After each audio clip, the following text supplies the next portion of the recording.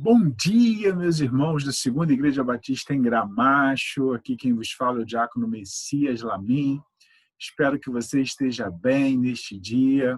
Inclusive hoje, retornando à nossa igreja, um culto intercalado, mas mesmo assim estamos voltando aí aos pouquinhos, né? Que Deus abençoe a sua vida, a sua família. Muito bom estarmos de volta, ou pelo menos retomarmos aos poucos, né, a volta à nossa igreja. Deus abençoe a sua vida. A você, querido amigo, irmão de outra igreja que nos assiste também, que Deus também te abençoe, que Deus seja contigo em tudo aquilo que você desejar, tá ok? Nós vamos hoje falar da lição de número 9 da nossa revista, contando aqui a história de Paulo, não é verdade? Pois é. Então, eu quero te convidar a abrir a sua Bíblia em Efésios, capítulo 4. Nós vamos fazer a leitura do versículo 1 ao versículo 16, ok? Diz assim, então, a palavra do Senhor. Rogo-vos, pois, eu, o prisioneiro no Senhor, que andeis de modo digno da vocação a que fostes chamados, com toda a humildade e mansidão, com longanimidade, suportando-vos uns aos outros em amor, esforçando-vos diligentemente por preservar a unidade do Espírito do vínculo da paz. Há somente um corpo e um espírito, como também fostes chamados numa só esperança da vossa vocação. Há um só Senhor, uma só fé, um só batismo, um só Deus e Pai de todos, o qual é sobre todos, age por meio de todos e está em todos. E a graça foi concedida a cada um de nós segundo a proporção do dom de Cristo. Por isso diz, quando ele subiu às alturas, levou cativo o cativeiro e concedeu dons aos homens. Ora, que quer dizer, subiu, senão que também havia descido ante as regiões inferiores da terra? Aquele que desceu é também o mesmo que subiu acima de todos os céus, para encher todas as coisas. E ele mesmo concedeu uns para apóstolos, outros para profetas, outros para evangelistas e outros para pastores e mestres, com vistas ao aperfeiçoamento dos santos para o desempenho do seu serviço, para a edificação do corpo de Cristo, até que todos cheguemos à unidade da fé e do pleno conhecimento do Filho de Deus, a perfeita varonilidade, à medida da estatura da plenitude de Cristo, para que não mais sejamos como meninos, agitados de um lado para o outro e levados ao redor por todo o vento de doutrina, pela artimanha dos homens, pela astúcia com que induzem ao erro.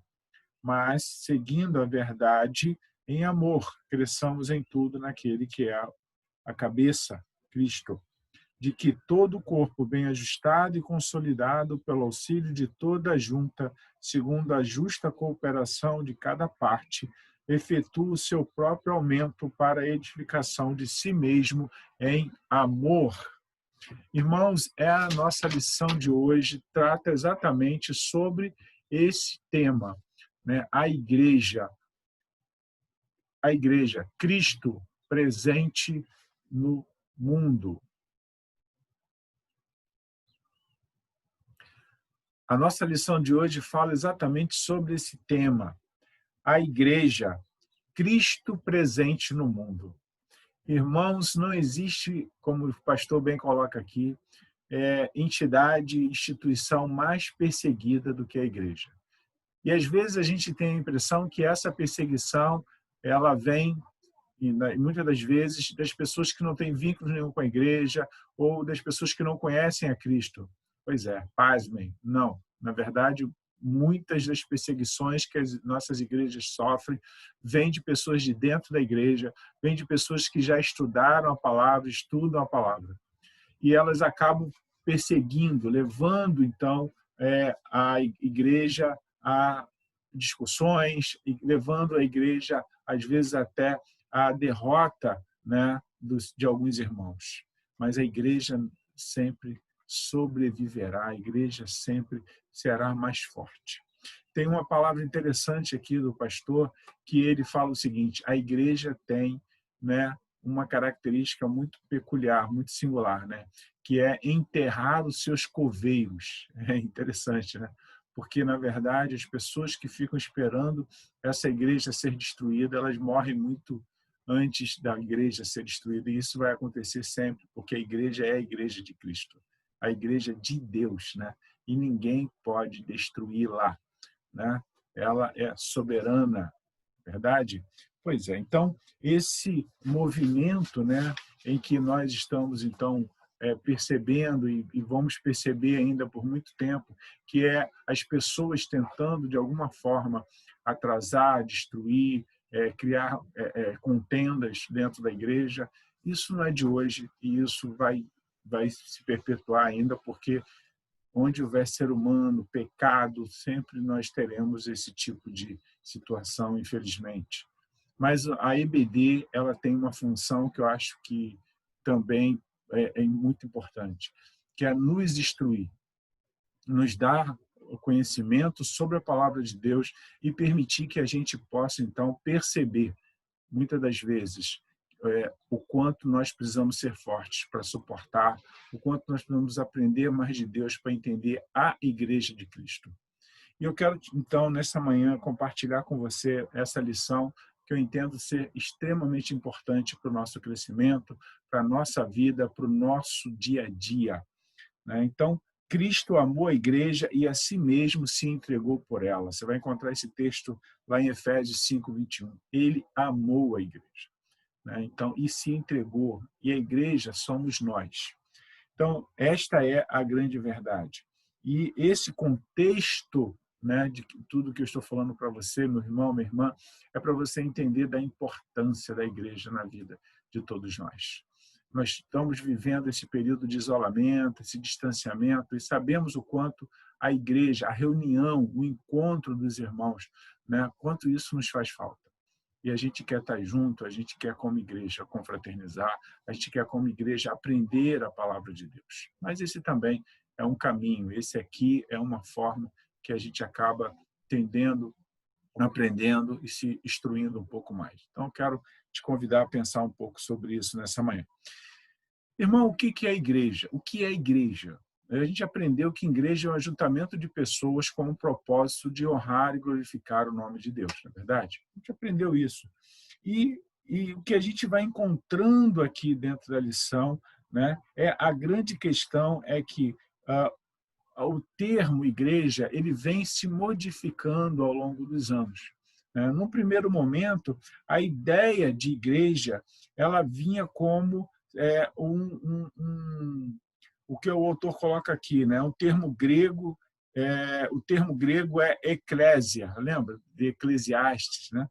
Eclésia, que ele usa 62 vezes. Paulo fala disso na revista, nas suas cartas, perdão. Na maior parte, indica uma congregação local, né, de cristãos.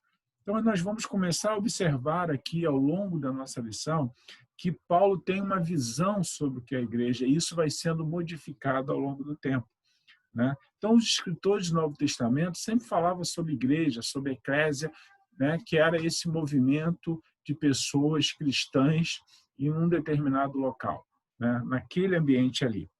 E aí nós vamos começar a perceber também que esse termo ele vai tomando outro sentido. Houve um momento exatamente em que ele passa, então, a deixar muito claro o que é a intenção da igreja. Então, lá em Atos, capítulo 20, versículo 28, e Apocalipse 5, versículo 9, a gente vai ver que a igreja que Jesus comprou com o seu sangue. Aí ele não comprou um prédio, ele não comprou um terreno, ele comprou pessoas. A igreja é as pessoas, são as pessoas, melhor dizendo. A igreja são as pessoas, o local que nós escolhemos, que é o templo, mas hoje aí na sua casa você é a igreja. Entendeu? Hoje aí na sua casa você é a igreja. Então, imagina que nesse tempo que nós estamos vivendo, que a gente não pode ir para o templo. Então, a gente não é mais igreja? A igreja está lá e aqui não é igreja? Não. A igreja somos nós. Aonde quer que estejamos, nós somos igreja. E dentro desse contexto, então, a palavra igreja vai tomando, né, essa concentração de pessoas vai tomando novos rumos. E nós vamos perceber isso também a partir de Atos 19, né, onde ele vai falar de assembleia, né, ou seja, o local onde tem várias pessoas, né, aquele local de povo, né, onde as pessoas estão reunidas, uma assembleia, um ajuntamento de gente. Isso vai sendo, então, quebrado aqui, né? Vai sendo, então, mostrado ao longo da revista, né? O que ele vai falando, vai dando as explicações para a gente. Então, Paulo começa também a estender esse conceito ao longo de toda a sua carta, né? Uma outra coisa importante é entender lá em 1 Tessalonicenses 1:1 e 2 Tessalonicenses 1:1, ele fala que a igreja está em Deus Pai e no Senhor Jesus Cristo, né? Paulo não lhe dá sentido político, pois é uma eclésia, ou seja, em Deus Pai e no Senhor Jesus Cristo. Então, em alguns momentos, a gente vai percebendo, né, que essa palavra, né, ela vai sendo modificada, dando novos sentidos aí. O que importa é a gente entender no primeiro momento que igreja é exatamente esse ajuntamento, essa assembleia, essa reunião de pessoas em que ali as pessoas estarão, então, buscando honrar e glorificar o nome de Jesus. E isso aí é extremamente importante, tá, para o nosso momento. Então, assim, dando continuidade, no segundo momento, a gente tem para entender qual é a dimensão da igreja, né? O que ela ocupa, né? Qual é a sua dimensão universal. Então, na carta aos Efésios, a carta aos Efésios ela é chamada de rainha das epístolas, né? Segundo o pastor, ele coloca para a gente também isso. E é o mais profundo tratado sobre a teologia já escrito, né? Nela, o sentido de eclésia mais amplo, que é reunião local, né? É uma assembleia universal. Muito bem. E aí, a partir daí, nós vamos começar a perceber exatamente esse envolvimento, né? Porque como a igreja toma uma conotação universal, ou seja, onde em todos os lugares ela vai sendo tão colocada, ela vai sendo explicada como sendo esse ajuntamento, esse momento em que os cristãos se reúnem para honrar e glorificar o nome de Deus, ela começa a ampliar esse conceito mundo afora, né? Principalmente com as viagens de Paulo e tudo mais, né? Então, ou seja, os salvos de todos os tempos são a Assembleia de Cristo. Legal, né? Os salvos de todos os tempos são a Assembleia de Cristo, né? Inclusive, já há no céu uma igreja, não é verdade? Nós vamos sair da igreja militante para qual? Os pastores gostam muito de dizer isso, né? Nós vamos sair da igreja militante para a igreja triunfante, né? Então, a ideia é exatamente que a gente continue, estejamos na igreja, louvando e glorificando o nome do Senhor, e lá no céu também estaremos fazendo isso, né? Você vai encontrar lá em Apocalipse 7, versículo 9, esse texto, né? E, a partir disso, a gente, então, começa a ser levado a entender que os conceitos da igreja, né? Ou seja, a igreja ela toma um corpo, ela toma uma conotação universal. E aí, hoje, dificilmente você não vê esse termo sendo dito, né? O tempo todo, ali tem a igreja tal, A, B, C, D, enfim. São várias igrejas hoje por aí. E a igreja, ela representa o quê?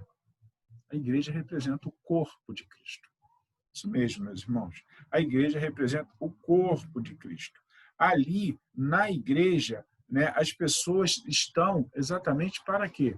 Para louvar a Deus, mas também para fazer a vontade dele, né? Para seguir os caminhos, os preceitos que foram definidos, para que a gente possa viver sobre a mão de Deus, para que a gente possa fazer a vontade de Deus, para que a gente possa estar junto ali, ajudando. Então, a igreja é um grupo de pessoas que deve viver em solidariedade. Isso mesmo. E no texto que a gente leu aqui, de Efésios, vou repeti-lo só para os irmãos terem uma ideia, olha o que ele fala sobre essa convivência, né? Ele diz aqui no capítulo 4 de Efésios, a partir aqui no versículo do 2 ao 4, ele diz assim: com toda a humildade e mansidão, com longanimidade, suportando-vos uns aos outros em amor, esforçando-vos diligentemente por preservar a unidade do Espírito no vínculo da paz, pois há um somente corpo e um Espírito, como também foi chamado numa só esperança e numa só vocação. Então, nós, como igreja, a gente precisa entender isso. Nós estamos juntos para fazer a vontade do Pai. E aí, para isso, a gente precisa também viver em solidariedade. E a gente precisa estar junto, suportando-vos uns aos outros em amor. Isso mesmo, em amor. Essa é a orientação de Paulo aqui. E é muito importante que a gente não esqueça isso, porque isso é algo que vai fazer toda a diferença no nosso dia a dia. Porque quando eu amo o irmão, eu não quero o seu mal, eu quero o seu bem. O amor, ele não é maligno, né? O amor, ele não inveja, não é isso? O amor, ele quer o bem do outro, em amor. É isso que Paulo diz aqui. Então, as pessoas que hoje fazem parte da igreja, não é, a igreja não é para as pessoas viverem isoladas. Isso mesmo, irmão. A gente sabe que nós temos uma realidade hoje, tá? Não é sobre isso que a Bíblia fala. Hoje você está isolado por uma orientação médica, mas a igreja ela é exatamente porque as pessoas precisam estar juntas umas das outras. Nenhum ser humano é uma ilha, né? Ele é uma pessoa que precisa estar perto de outras pessoas. Né? Então é por isso o ser humano ele vive em comunidade, ele vive junto. Né? Então isso a Bíblia deixa muito claro aqui. Né? Então, é para estarmos juntos, uns com os outros. Então, o corpo de Cristo, Cristo é união, Cristo está junto, Cristo estava no meio do povo, Cristo andava com as pessoas, Cristo atendia os necessitados, né? Cristo amava o seu próximo. Então, essa é a orientação quando nós representamos o corpo de Cristo como igreja. A ideia é que Jesus esteja presente, a ideia é que Jesus está presente no mundo pela igreja. Isso mesmo. Ela é Cristo na terra. Que forte isso, né? Não há um homem que seja o vigário de Cristo, né? Ou seja, o seu representante. Toda a igreja é representante de Cristo. Não é o pastor que é representante de Cristo. Nós somos representantes de Cristo, todos nós. Né? Não é somente o pastor também é um representante.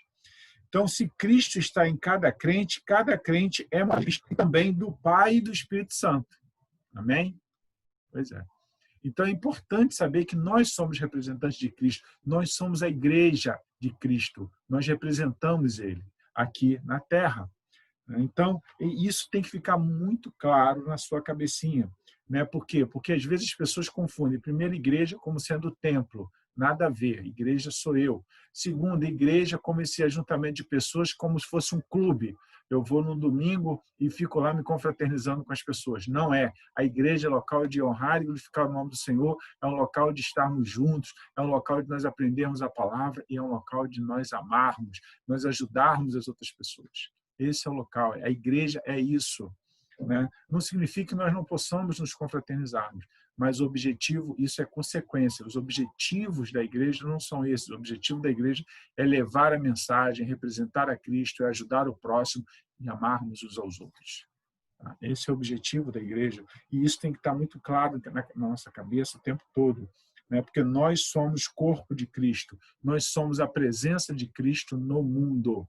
Olha a responsabilidade que nós temos aí. Infelizmente, algumas pessoas querem procurar uma igreja ou achar que a igreja tem que ser perfeita. Irmãos, em nenhum momento você vai encontrar a perfeição dentro da palavra de Deus. Dentro das pessoas, melhor dizendo, não da palavra, das pessoas que andaram, que conviveram e que foram usadas por Deus para levar a mensagem. Se você olhar na história, todas as pessoas que Deus levantou, Essas pessoas eram pessoas que passaram por muita dificuldade, demonstraram fraqueza, mas Deus levantou porque elas tinham uma característica que Deus ama, que é a capacidade de você se recuperar, que é a capacidade de você seguir em frente, que é a capacidade de você acreditar, né? Deus ama as pessoas que acreditam nos seus propósitos, né? Fique muito atento aos 12 espias. Deus matou 10 deles. Só Josué e Caleb sobreviveram. E você pergunta por quê? Porque foram os únicos que acreditaram nos propósitos de Deus. Os outros inflamaram o povo contra os propósitos de Deus, porque não tiveram fé e não acreditaram. Então, a igreja de Cristo é o propósito de Deus. A gente tem que acreditar, a gente tem que levar a mensagem o tempo todo. E é isso que ele está dizendo aqui. Não existe igreja perfeita. Não existe pessoas perfeitas. Se você encontrar uma igreja perfeita, o dia que você chegar lá, ela deixou de ser. Porque eu e você não somos perfeitos. Então, é importante que a gente entenda isso. A gente entenda também que a igreja, às vezes, aparece alguns sonhadores, tentando dizer, não, nós precisamos voltar àquela igreja primitiva. Irmãos, leia direito as cartas de Paulo. Você vai ver o quanto aquelas igrejas passaram por problemas. As cartas de Paulo são cartas escritas para as igrejas, para que elas possam se recuperar dos seus problemas. Entende? Não existia perfeição, não tem perfeição. O ser humano é falho, o ser humano é frágil, o ser humano erra. Mas se ele está com Cristo, ele tem grande chance de acertar muito mais do que errar.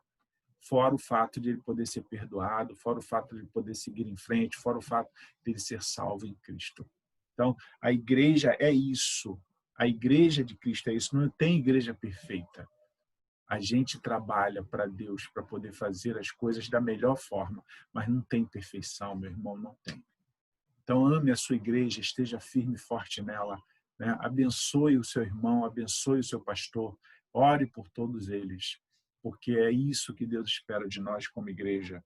Então, se você ler as cartas de Paulo, você verá exatamente que elas foram escritas porque a igreja estava passando por dificuldades, a igreja estava perdendo, a gente estava morrendo, pessoas estavam sendo desviadas, pessoas estavam cometendo crimes, adulterando, roubando. Era por isso. E outra coisa, pregando heresias, pregando um Deus que não era o Deus da nossa Bíblia, o Deus verdadeiro. E Paulo escreve as cartas por isso. Então, fique atento. Igreja é um lugar de pessoas falhas, errantes. Mas é lá que Deus quer que eu e você estejamos. Porque mesmo com todos os nossos erros e falhas, Ele nos ama e quer continuar nos amando e quer que a gente continue com Ele. Esse é o grande objetivo, essa é a base da igreja.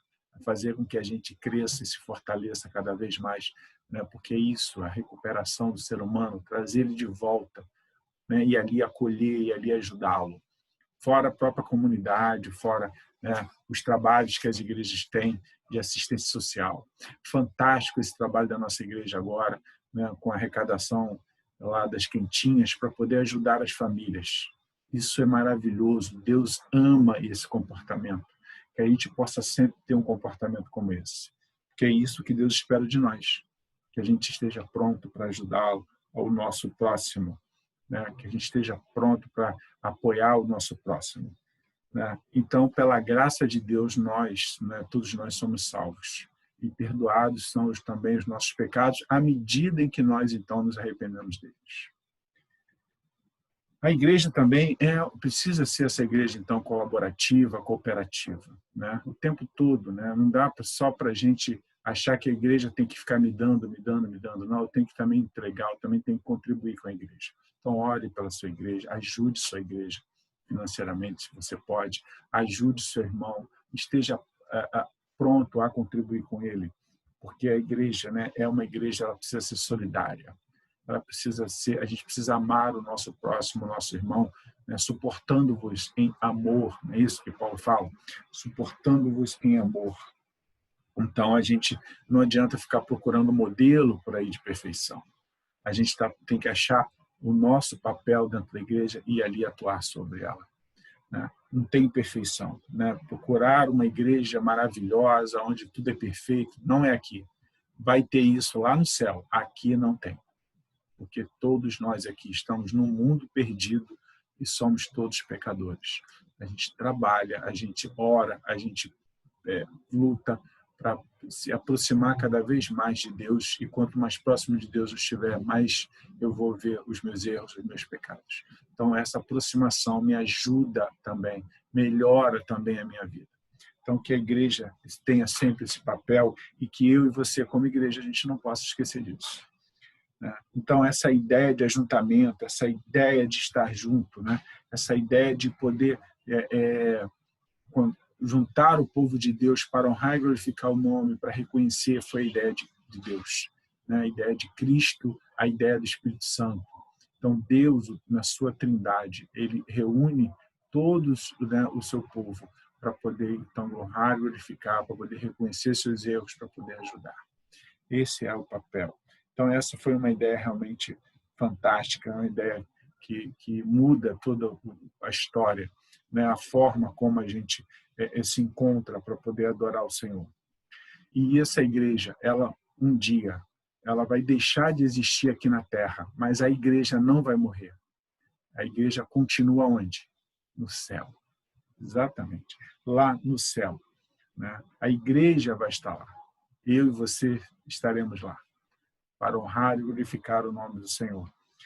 Porque a igreja não é a minha invenção, a igreja não é o templo, a igreja sou eu, a igreja é você.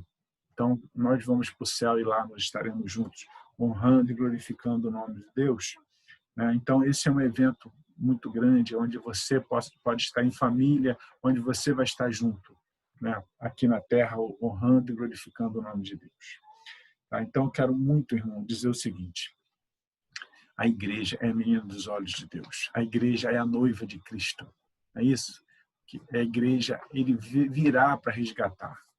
Mas a igreja não é o templo. A igreja somos nós. Então, que a gente possa ter cada dia mais essa certeza, a gente possa ter cada dia mais a convicção de que fazemos parte de uma igreja. E o nosso papel é representar a Cristo aqui na terra.